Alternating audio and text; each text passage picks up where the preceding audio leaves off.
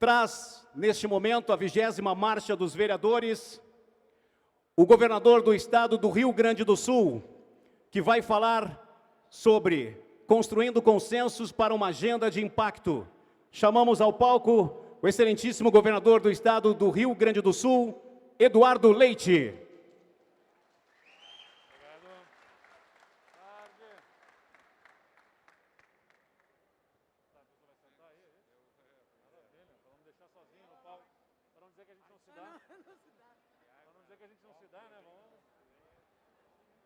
Muito boa tarde. Vou pedir licença para tirar por um instante a máscara aqui. Prazer estar aqui com vocês. Quero agradecer ao Gilson pelo generoso convite para poder falar aos vereadores do Brasil, ao lado aqui de vereadores do Rio Grande do Sul, vereadores que nos acompanham. Saudar os vereadores de todo o Brasil. Eu tive muita honra em ser vereador na minha cidade, em Pelotas, onde eu concorri pela primeira vez a um cargo público como candidato a vereador aos 19 anos. E fui um dos mais votados naquela eleição e acabei não sendo eleito por conta do que todos vocês aqui certamente entendem bem, que é o quociente eleitoral. A nossa coligação acabou não fazendo votos suficientes para que entrassem 3 vereadores, eu fiquei na 3ª posição e acabei não sendo eleito.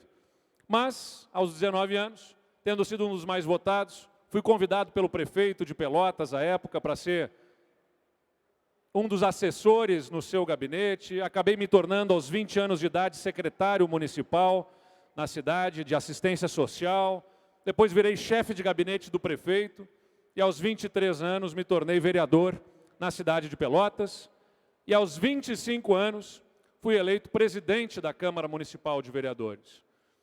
Depois de ter sido vereador, presidente da Câmara, ousei concorrer aos 27 anos para a prefeitura da cidade de Pelotas, que é, para quem não conhece o Rio Grande do Sul, a 3ª maior cidade do estado. Polo da região sul do Rio Grande do Sul e polo de uma região mais empobrecida, com mais dificuldades econômicas. Esta região sul, por dificuldades econômicas, perdeu há muito tempo o protagonismo político no estado.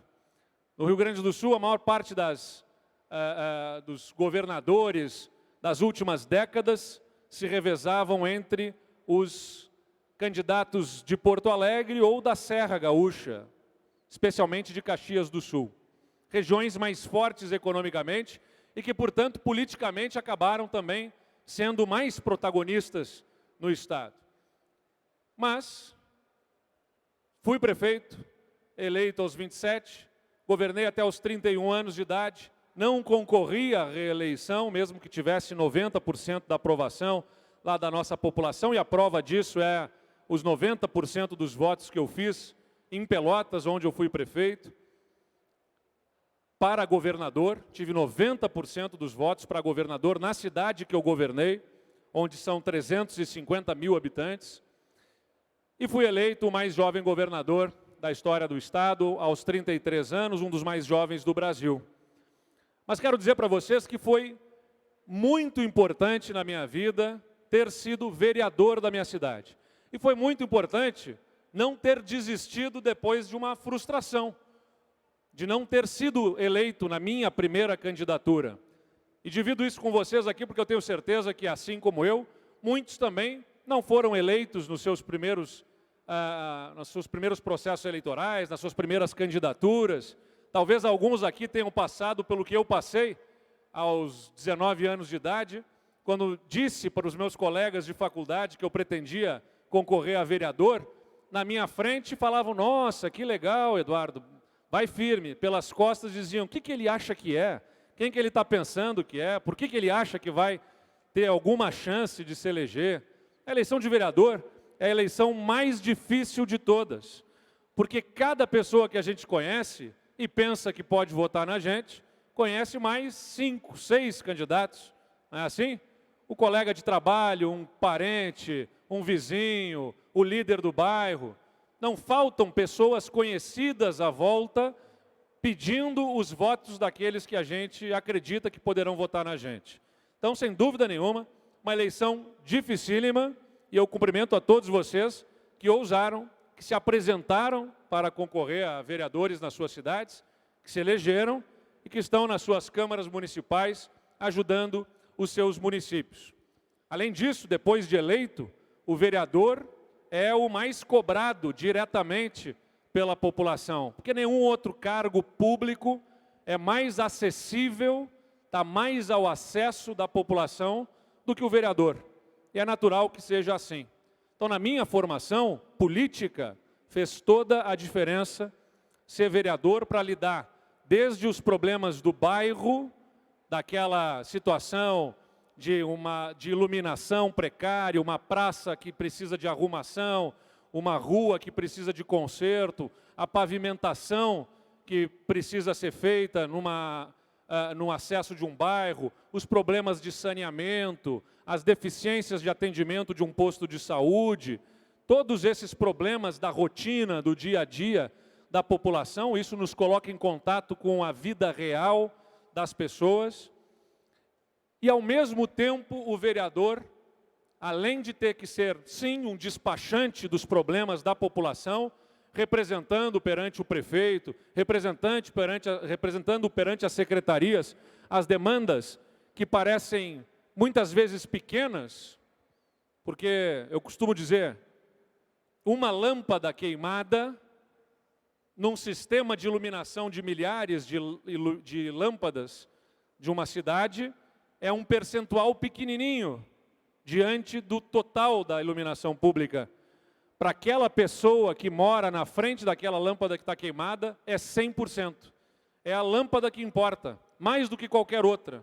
E aquele cidadão vai lá reclamar para o vereador, então tem que o vereador atuar sobre essas demandas que parecem pequenas, mas que são gigantes para quem está demandando, e ao mesmo tempo a responsabilidade dos vereadores sobre temas de enorme complexidade, o plano diretor da cidade, que é quem vai nortear o desenvolvimento econômico a partir da construção civil, o Código de Obras na mesma linha, legislação sobre os servidores do município, que são determinantes, essas legislações, para que o município tenha recurso ou não para aplicar nos investimentos que são demandados pela população. E nós estamos num tempo em que muito se discutem reformas. Muito provavelmente, nos seus municípios, os prefeitos também discutem essas reformas. Reforma da Previdência, reforma nas carreiras do serviço público. E por que é tão importante que se discutam essas reformas? Parece algo antipático, parece algo distante, algo que não se comunica com o interesse da população, mas se os municípios não tiverem estruturas administrativas que sejam condizentes com a capacidade fiscal, com o dinheiro disponível no caixa da arrecadação dos impostos, vai ser impossível atender às demandas que a população apresenta. E por que eu estou dividindo isso aqui com vocês? Porque Deus reservou para mim, no meu destino, além de governar aquele município com problemas econômicos, numa região mais empobrecida do Rio Grande do Sul, um município com muita demanda e pouco dinheiro em caixa, me reservou também a honra e o desafio de governar o Rio Grande do Sul, um estado que foi apresentado aqui pelas suas belezas naturais, pelo Cristo de Encantado, que é um investimento feito pela comunidade, mobilização da comunidade, que vai virar um atrativo turístico. O Rio Grande do Sul é um estado forte economicamente, mas um governo que quebrou. O Rio Grande do Sul quebrou ao longo dos últimos anos, das últimas décadas. O estado ficou por 5 anos sem conseguir pagar o salário dos servidores na data correta. 5 anos sem conseguir cumprir com o seu compromisso básico de pagar o salário dos servidores no dia em que a lei determina, porque não tinha dinheiro para honrar com seus compromissos. Quando eu assumi o governo do Rio Grande do Sul, os hospitais do Estado estavam por 3 meses já sem receber os repasses do governo do Estado para os serviços dos hospitais. Tinha hospital parando de funcionar em vários serviços. Cirurgias que estavam sendo suspensas, consultas especializadas que estavam deixando de ser feitas. E os municípios estavam por 6 meses, sem receber os repasses do Estado para os programas que são de responsabilidade na área da saúde para os municípios. Primeira Infância Melhor, que é o nosso programa dedicado às crianças na faixa dos 0 aos 3 anos, Estratégia Saúde da Família, SAMU, vários programas que são cofinanciados pelo Estado, estavam os municípios por 6 meses sem receber os repasses, porque o Estado estava desequilibrado, gastava mais do que arrecadava. Hoje, o Rio Grande do Sul tem as suas contas em ordem. Os municípios recebem em dia os repasses da área da saúde. Os hospitais recebem em dia e já quitamos o passivo que foi deixado pelos outros governos. E ainda temos em aberto 600 milhões de reais junto aos municípios, na verdade 400 milhões, eram 600, 200 milhões. Nós já pagamos do que não foi pago em governos anteriores e que nós estamos quitando esse mais de 1 bilhão de reais em dívidas deixadas na área da saúde por governos anteriores. Mas por que eu estou trazendo essa experiência do Rio Grande do Sul aqui para vocês? Porque não há como resolver uma situação dramática nas contas públicas com soluções simpáticas. É importante que a gente faça política com diálogo, com respeito, que a gente busque entendimento, convergência, mas não vai dar para construir consensos em absolutamente todos os assuntos. Não tem como resolver os problemas querendo agradar a todo mundo. É impossível. Então a gente dialoga, a gente busca compor, mas a gente tem que tomar decisão, enfrentar os problemas e encaminhar as soluções.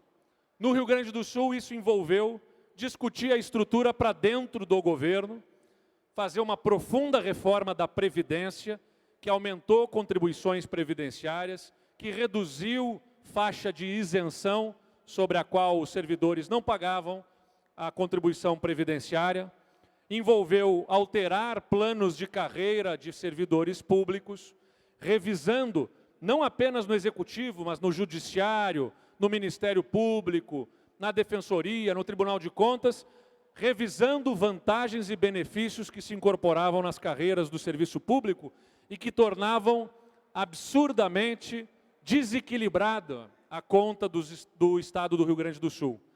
As despesas maiores do que as receitas. E foi fazendo essas reformas que nós reduzimos o gasto com a folha de pagamento do Estado. Lá no início do nosso governo, eu falei com os deputados, chamei cada um deles, conversei com cada um deles, inclusive os de oposição, porque sim, eu acredito que política é ferramenta para que a gente possa buscar entendimento.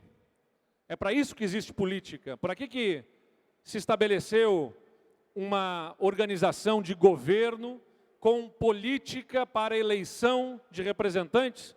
Para que a gente possa ter regras do jogo, para que vencedores possam governar e os vencidos possam contestar, possam apresentar a sua forma de ver as coisas na Câmara de Vereadores, no Judiciário, na imprensa.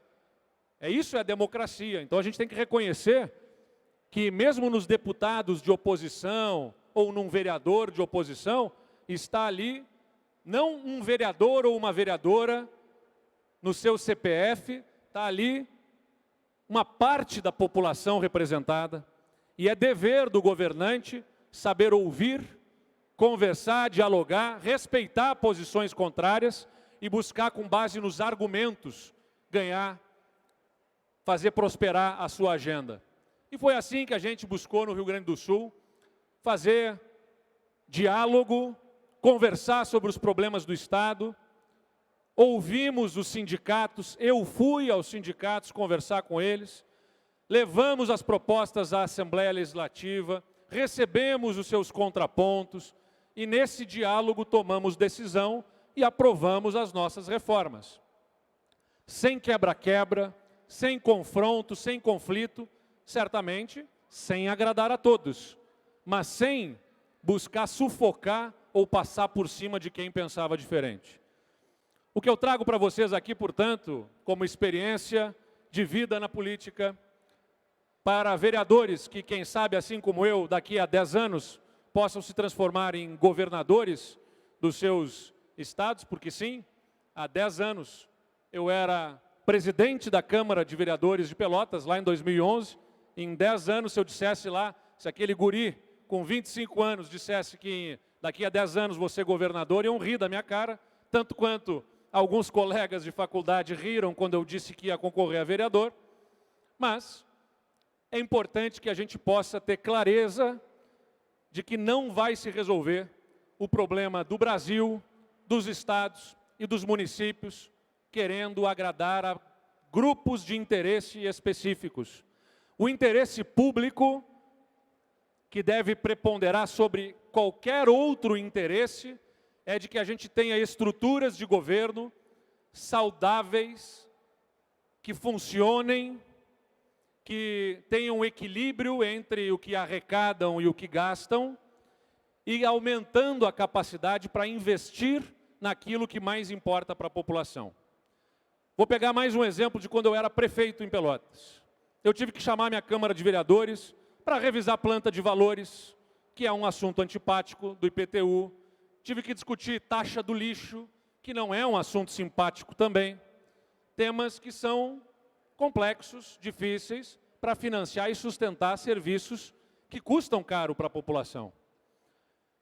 No início do meu mandato, aconselharam o meu vereador líder da Câmara de Vereadores, alguns vereadores de oposição disseram para ele, hoje deputado estadual Viana, nosso amigo lá, deputado Daniel, que foi vereador lá em Pelotas, disseram para ele, vereador, não defenda tanto o prefeito, porque ele vai se queimar e você vai se queimar junto e você não vai se reeleger. Eu disse para os vereadores da minha base, acreditem no projeto que nós estamos apresentando. Não é simpático agora, mas vai gerar capacidade de investimento para o município. E nós vamos chegar no final do nosso mandato entregando resultados.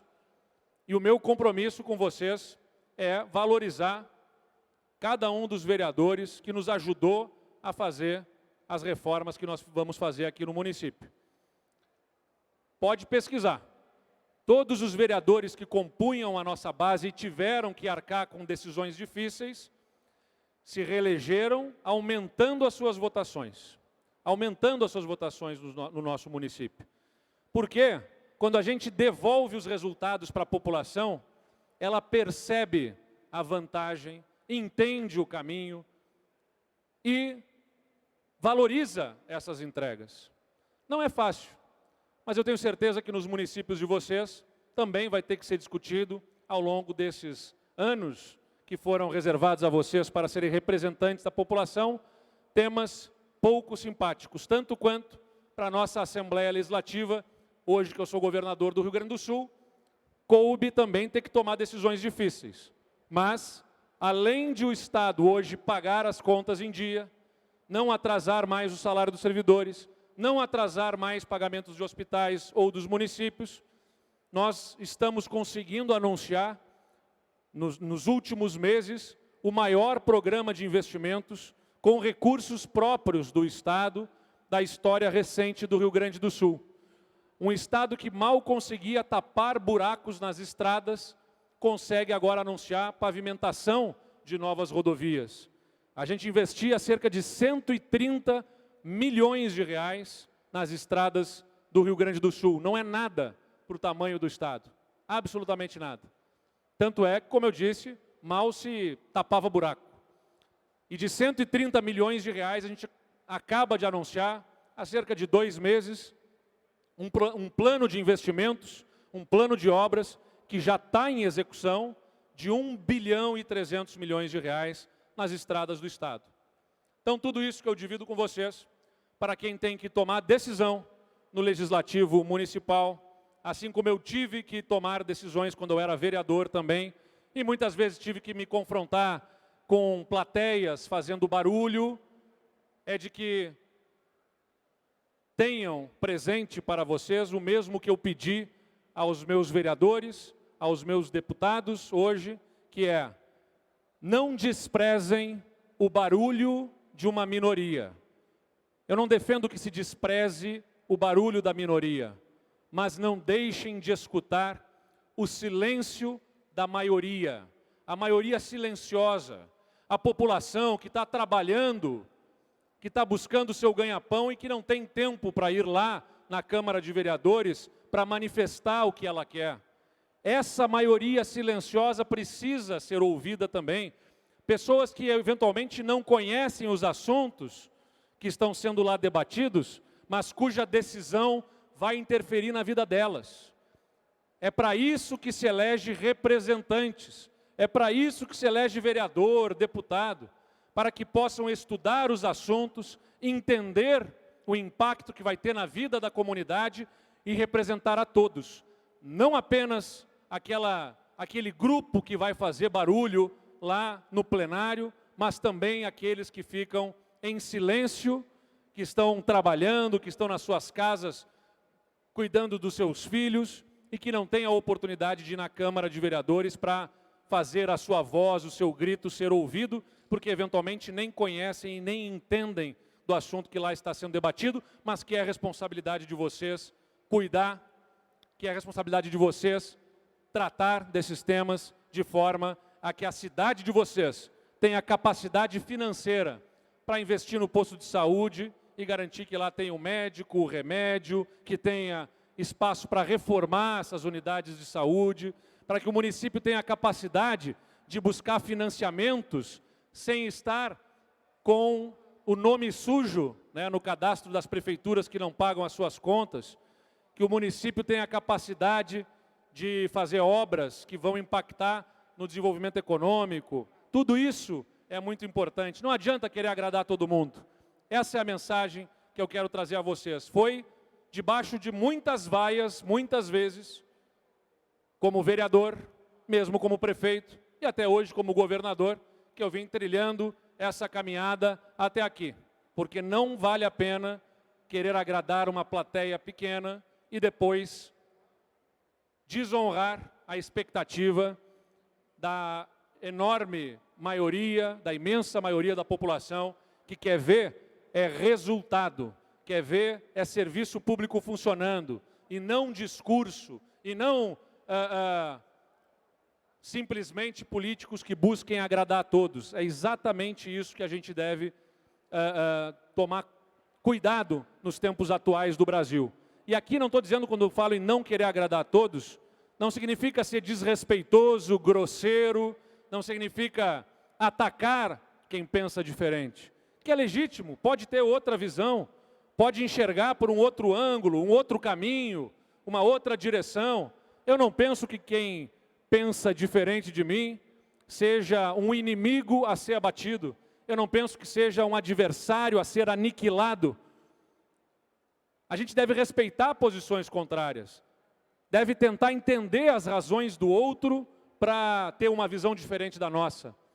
Mas também podemos e devemos divergir respeitosamente, enfrentar com base nos argumentos e garantir que as ações mais importantes sejam empreendidas.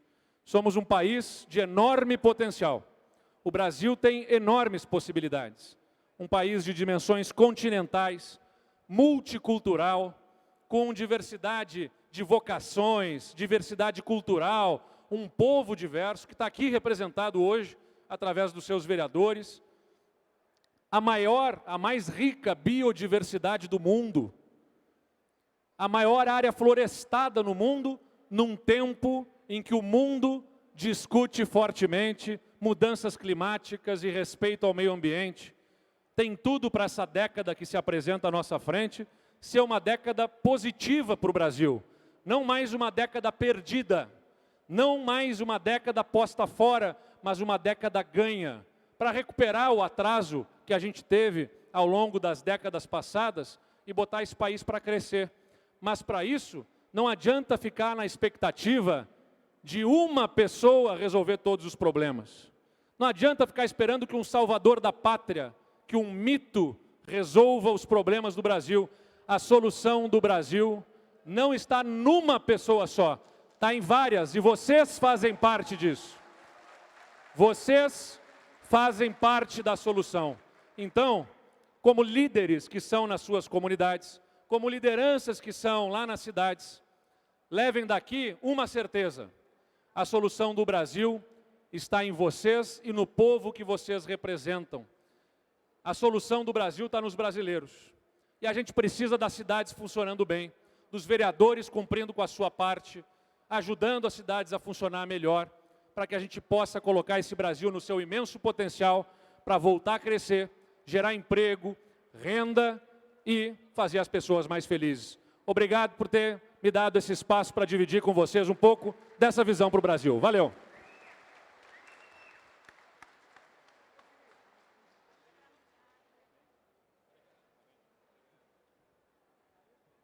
Aqui inverteu agora. O vereador Cris vai entregar o certificado ao governador, o certificado de participação. Opa, deixa eu botar minha máscara aqui que eu já nem sei onde está. Pega o microfone lá dele.